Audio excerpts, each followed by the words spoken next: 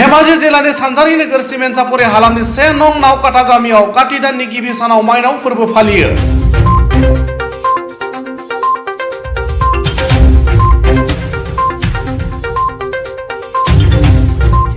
माइनाव फोरबोजों लोब्बा लाखिनानै फुंबिलि समाव बाथौ धोरोमारि गौथुमनि फिरफिला बिरहोनायनि उनाव माइनाव बरायनाय हाबाफारिखौ मावफुङो। मख'जाथावदि 1 नं नावकाटा गामियाव गोदानै लुफुंनाय थानसालिखौ काति फोरबोजों लोब्बा लाखिनानै सिमेन्टसापरि बिया बाथौ गौथुमनि लेङाइ आफादगिरि मनेस्वर स्वर्गियारिनि आखाइजों बेखेवनाय जायो। लोगोसेनो 1 काति माइनाव फोरबोजों लोब्बा लाखिनानै मुला दैमारि आरो मनेस्वर स्वर्गियारि मोना खौरां बिजोंनि गेजेरजों ओरैबायदि बुङो।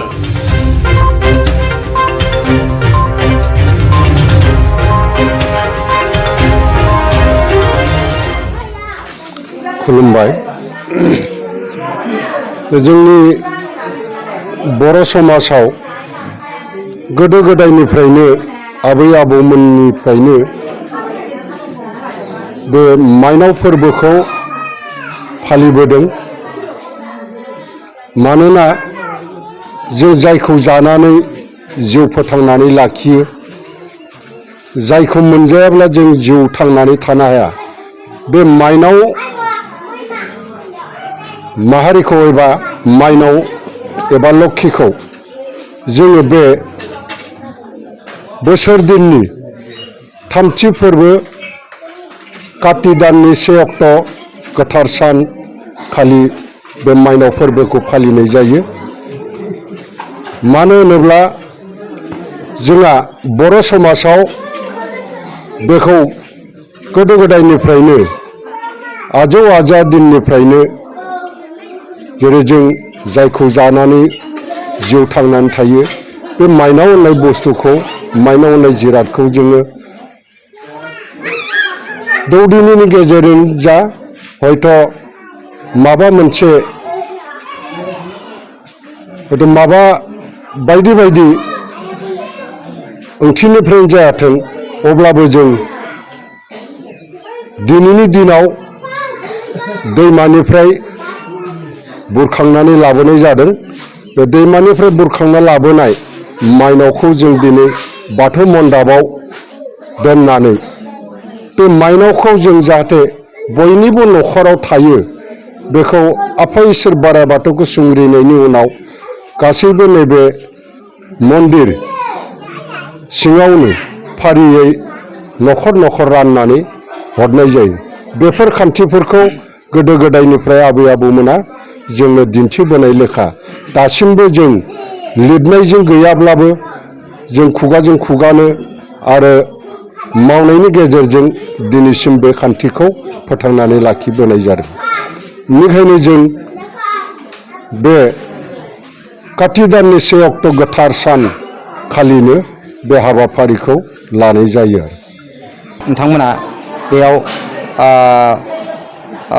खौरां बिलाइ लाफैनो थाखाय दिनै जोङो 1 काति माइनाव फोरबो फालिनायजों लोगोसे जोंनि गोथार सिबिसालि मन्दिरा जोङो थांनाय 2020 मायथाइनिफ्राय जोङो लुदोंमोन। रायजोआ गोसो मोदोम होनानै गासैबो रायजो राजाया, गतिके जोंनि मन्दिरा लुफुंजाबाय। लोगोसे बे काति माइनाव फोरबोजोंनो जोङो दिनै बेखेवनाय हाबाफारिखौबो लाफादों। लोगोसे जोङो दुलाराय बाथौ गौथुम सिमेन्ट बियाबनि जोङो गाहाय आफाद, माइनाव आफाद, लोगोसे लाइमोन आफाद बिथांमोनखौबो लिंहरदोंमोन। बिथांमोना सौफैदों।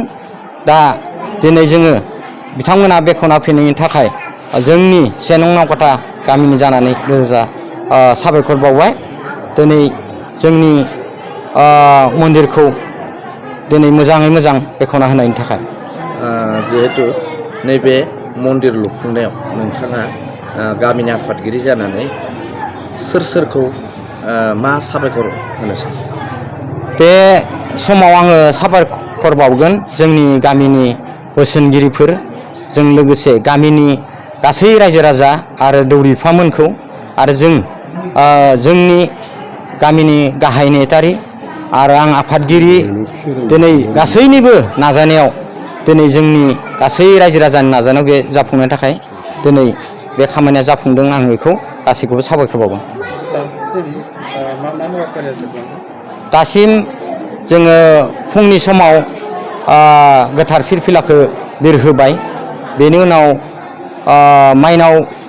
बिमा माइनावखौ जोङो दैमानिफ्राय बुरखांना लाबोबाय। बेनि उनाव जोङो आलासि गाहाय आलासि मानगोनां सिमेन्ट बियाब बाथौ गौथुमनि लेङाइ आफादगिरि मानगोनां मुस्रि मनेस्वर स्वरगयारि बिथांखौ जोङो खावलायनानै दिनैनि बे मन्दिर नब्लांखौ बेखेवना होनायखौ जों मोनसे थांबाय। आरो दा आलासि सिनायथि होनाय बे हाबाफारियावबो थांबाय। बे गामिया ओरैनो बेसे समनिफ्राय रायजो जाबोनाय? बे गामिया 1965 मायथाइनिफ्रायनो संसार जाबोदोंमोन आरो बे गामिया दासिम बिदिनो बाथौ धोरोमनि जि आसार खान्थि बेबायदिनो सोलिलांबाय दं आरो खौसेयै गोरोबलायनानै अनलायनायनि गेजेरजों सोलिलांबाय दं।